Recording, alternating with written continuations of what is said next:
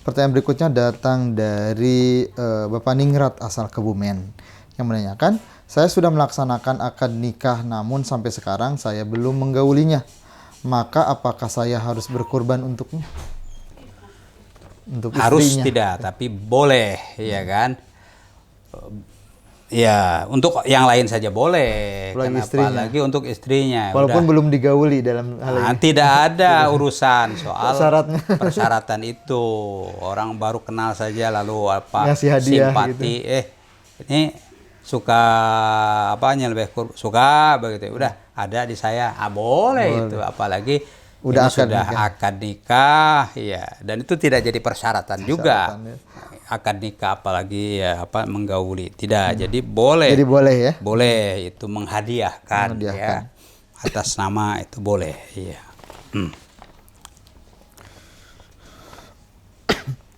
Ya, mudah-mudahan kan jadi memperkuat ya, kehidupan sakinah. Ya. Baik, terima kasih atas penjelasannya. Pertanyaan berikutnya datang dari Pak Samsul asal Kebumen, ya, yang menanyakan, jika ada sekelompok iuran untuk berkurban, seperti ada 7 orang patungan untuk berkurban sapi atau onta. Salah satu dari mereka ada yang hartanya haram. Ia membayarkan jatah iurannya dengan harta yang haram. Ya. Apakah hal itu akan mempengaruhi sahnya hewan kurban tersebut? Bismillahirrahmanirrahim. Jadi sah itu terkait dengan terpenuhinya syarat. Ada enggak itu binatangnya kan? Ada enggak pemiliknya? Ada.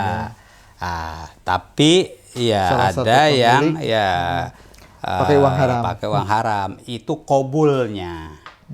Karena ya terkotori dengan penghasilan atau kontribusi haram begitu. Jadi kurbannya jadi, ya kan? Jadi nggak mempengaruhi yang lain berarti? Tidak mempengaruhi yang lain, karena yang lain yang 6 orang kan sepertujuh ya dapat masing-masing. Ya begitu. Yang apa namanya terkotori kontribusinya dengan harta haram, ya dia tidak makbul. Oh iya. Jadi innallaha thayyibun la yaqbalu illa thayyiba, itu kan begitu. Dan thayyib itu tidak parsial. Udah diterima porsinya sekian, yang ini tidak diterima, enggak begitu. Ya kalau ya sah-sah semua begitu, makbul semua. Iya, doa itu sedikit-sedikit ini makbul ya, ini enggak kan begitu kullian ya. Kullian ya. Iya, begitu. Innallaha thayyibun itu kullian, la yaqbalu illa thayyiban juga kullian begitu. Tidak ya apa namanya? Diiris-iris begitu ya. Begitu. Wallahualam. Baik, terima kasih atas pencerahannya. Pertanyaan berikutnya datang dari hamba Allah asal Sidoarjo yang menanyakan, jika seorang telah menyembelih 2 hewan akikah atau 2 hewan kurban, apakah boleh memakan salah satunya dan mensedekahkan hewan lainnya semuanya? Hewan pertama tidak disedekahkan sama sekali dan hewan kedua semuanya disedekahkan, atau harus disedekahkan sebagian daging dari masing-masing hewan tersebut? Ya, bismillahirrahmanirrahim. Ini ada 2 perbuatan, 2 ibadah, yaitu akikah dan kurban dan udhiyah. Ya kan. Akikah ya persyaratannya dan kaifiatnya ya sama caranya begitu. Tapi konsekuensinya beda. Dagingnya itu dibagaimanakan? Daging akikah itu ya taslis istilah begitu, sepertiga. Iya, sepertiga dimakan. Sepertiga disedekahkan, ya kan? Sepertiga lagi ya kulu watasodaku wahdu, dihadiahkan. Kalau dihadiahkan itu ya umum lah kan, bahkan kepada non muslim saja boleh. Kalau sedekah harus nggak boleh, karena taqarrub ilallah begitu kan. Ya, kalau sedekah kepada orang kaya saja boleh. Apa namanya, hadiah. Ya, kan tidak memenuhi syarat, orang kaya kok dikasih sedekah. Seperti hanya ada teman kita non muslim. Ya, boleh dihadiahkan dihadiahi daging kurban. Tapi kalau sedekah harus orang muslim. Begitu ya kan. Karena ada nilai ta'abudinya di situ ya kan. Ya. Itu yang akikah, yang udhiyah juga begitu. Taslis ya. Dibuat sepertiga. Aslas ya. Aslas yaitu sepertiga begitu ya kan. Nah, mana saja yang kalau ini berarti hitungannya 1/2. Hewan pertama disedekahkan dan hewan kedua semuanya disedekahkan ya. Kalau yang pertama tidak disedekahkan, tidak yang kedua disedekahkan. Bolehkah akikah itu tidak disedekahkan? Ya kan? Ya standarnya kan sepertiga. Bagaimana kalau terlanjur? Ya tidak disedekahkan, dimakan semua. Ya itu boleh tapi makruh tentu saja kan. Bahkan memakannya itu apakah matang, ya mensedekahkannya apakah dipotong-potong atau sudah jadi dimasak. Ada ya mazhab yang mengatakan ya lebih jadi dimasak saja, karena kalau belum masak kan merepotkan juga yang lain begitu kan. Itu kalau udhiyah lebih bebas. Udhiyah itu lebih bebas. Lebih utama itu memberikan tentu saja mentahnya kalau kurban. Kalau akikah ya ada yang mengatakan bahwa yang afdol itu masaknya, begitu matangnya. Nah, mana yang sudah yaitu tentu saja sudah terjadi ya kan. Salah satunya mensedekahkan hewan, lainnya tidak disedekahkan. Jadi ini mah hanya dibagi setengah-setengah. Jadi yang satu dikorbankan, yang satu disedekahkan, yang satu tidak disedekahkan. Sedangkan aturannya sepertiga. Iya. Kalau 2 kambing berarti itu masing-masing yang akikah ya tidak boleh dicabut niatnya kan, tapi direalisasikan ya standarnya sepertiga. Yang udhiyah itu sepertiga afdolnya mentahnya. Itu saja bedanya. Iya, aturannya seperti itu. Wallahualam. Baik, terima kasih atas penjelasannya. Selanjutnya dari Pak Kuswan di asal Bogor yang menanyakan, apakah dibolehkan bagi yang berniat untuk melaksanakan ibadah haji boleh memotong kuku atau mencukur rambutnya, apalagi dia akan melaksanakan ibadah kurban. Pada tahun ini dia mewakilkan kepada salah seorang anaknya untuk menyembelih hewan kurbannya. Dia berhaji. Iya, bapaknya haji, ya kan begitu. Tapi mau kurban juga. Tapi yang kurban sudah kamu saja di kampung gitu kan. Tapi yang haji ini kan dia bercukur, potong-potong, ya kan begitu. Iya. Nah, kalau seseorang mau berkurban, ya saja, ya kan. Sunatnya memang pada tanggal atau ditunjuk bahwa ini binatang kurban saya tahun ini. Nah, sejak itu ya sunnahnya yang bersangkutan tidak tadi mencukur, memotong kuku, bulu-bulu, ya kan. Itu tafaulan lah ya. Untuk kesempurnaan ya nanti pahalanya begitu kan.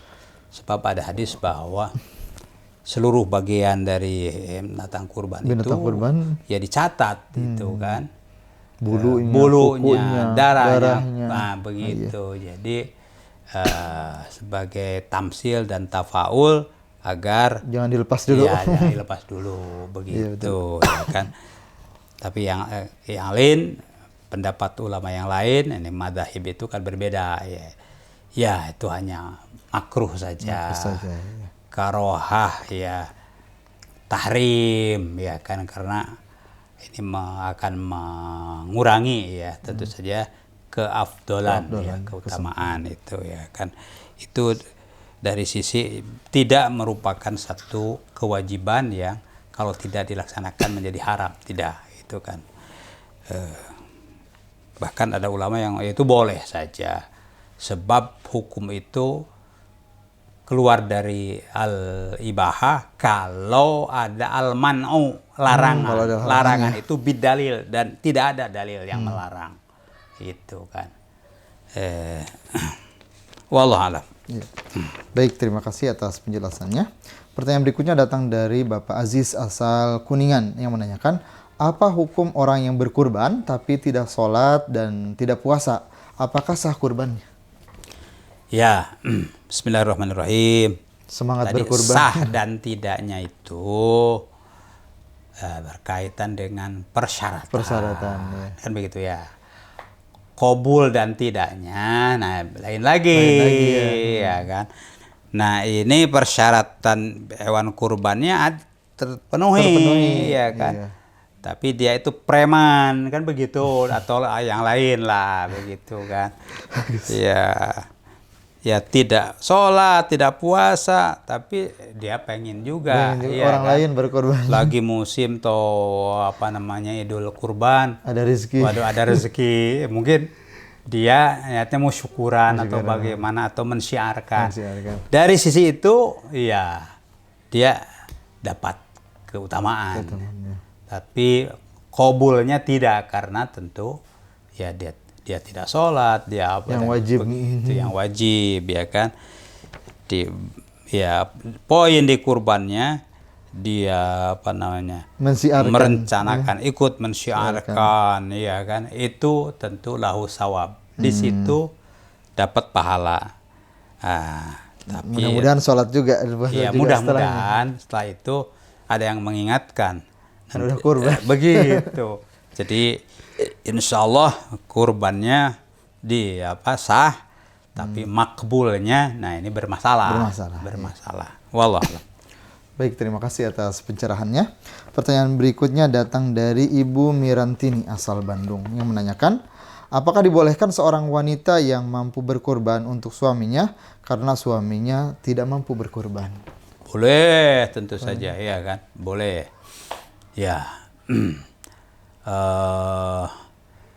Tidak mampu atau mampu juga waktunya atau apalah, ya kan, akhirnya ya dihadiahi, ya, atau diikutkan pahalanya isyrok, boleh, ya, bukan hanya seorang suami, mungkin anaknya atau pembantunya, kan, akhirnya beberapa orang, ya ini kurban ini untuk fulan juga, begitu, diikutkan isyrok, namanya isyrok fis sawab, itu boleh.